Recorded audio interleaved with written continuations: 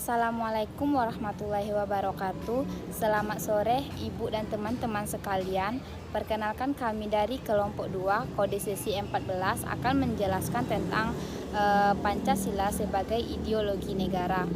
Materi pertama akan dijelaskan oleh Nur Hafizah Aziz dengan NIM 2232982. Materi kedua akan dijelaskan oleh Dika Syaputra dengan NIM 22087111. Materi ketiga akan dijelaskan oleh Diwira Cecilia Tampubolon dengan NIM 22038006. Materi keempat akan dijelaskan oleh Dede Dwika Firmansyah dengan NIM 22035146.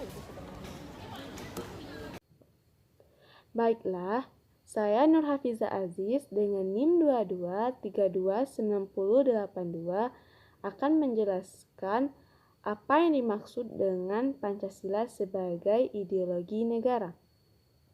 Sebelum kita masuk kepada pengertian Pancasila sebagai ideologi negara, alangkah baiknya kita mengetahui apa yang dimaksud dengan ideologi.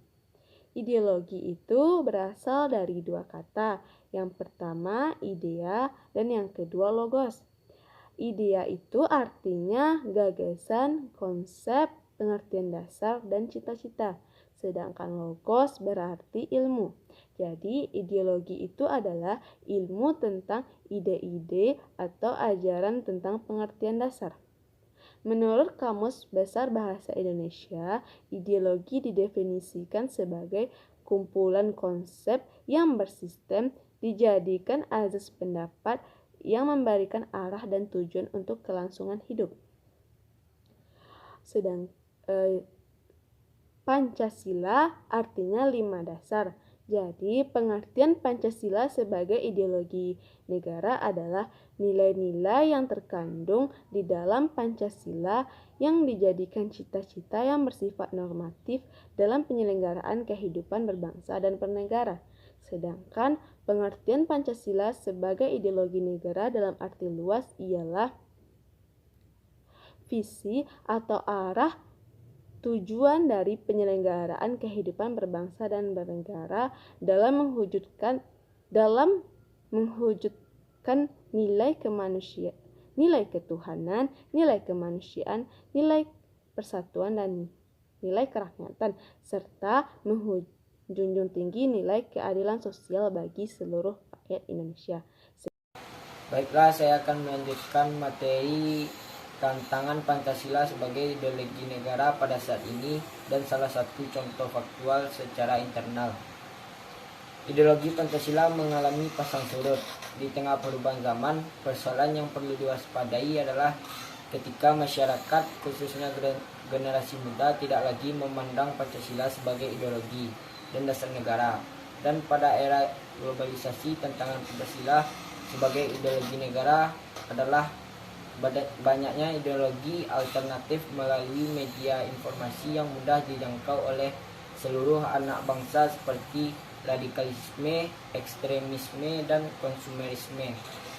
Hal tersebut juga membuat masyarakat mengalami penurunan intensitas pembelajaran Pancasila dan juga kurangnya efektivitas serta daya tarik pembelajaran Pancasila.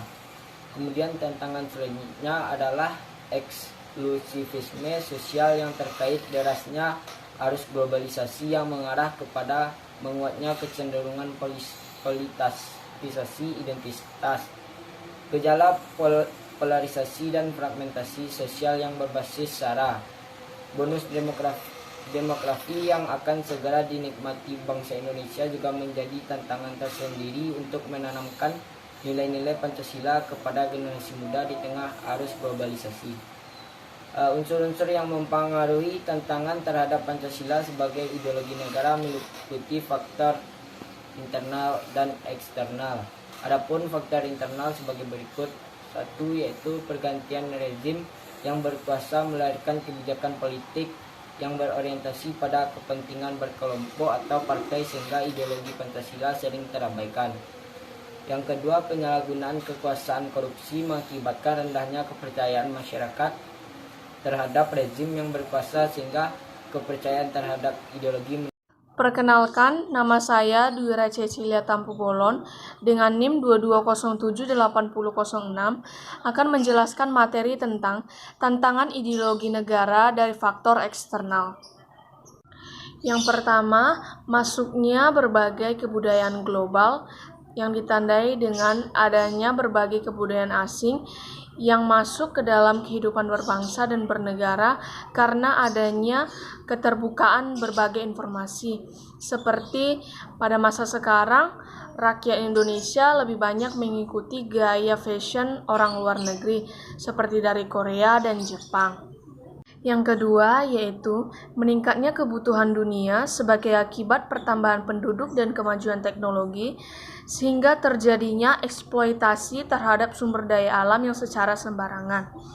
Contohnya, pada masa sekarang banyak sekali kasus yang terjadi seperti penebangan hutan secara sembarangan, pembakaran lahan hutan yang dilakukan oleh seseorang yang tidak dikenal tanpa izin, sehingga mengakibatkan adanya kerusakan lingkungan terhadap kehidupan di Indonesia. Saya Dede Dwika Firmansyah dengan NIM 22035146 akan menjelaskan poin tentang bagaimana cara kita menjaga supaya marwah ideologi Pancasila tetap terjaga di Indonesia ini. Jadi upaya yang dapat kita lakukan adalah bagaimana cara kita menginternalisasi ideologi Pancasila ini kepada masyarakat, terkhususnya bagi generasi muda dengan cara efektif. Dari cara yang dilakukan seperti pada masa pemerintahan Orde Baru yang bersifat indoktriner. Jadi upaya untuk menguatkan nilai-nilai Pancasila ini yaitu terdapat 3 poin. Yang pertama yaitu melalui media budaya, pendekatan budaya. Yang kedua yaitu internalisasi semua level pendidikan, dan yang terakhir yaitu penegakan hukum terhadap hal-hal yang tidak sejalan dengan nilai-nilai Pancasila. Sekian penjelasan dari saya, terima kasih.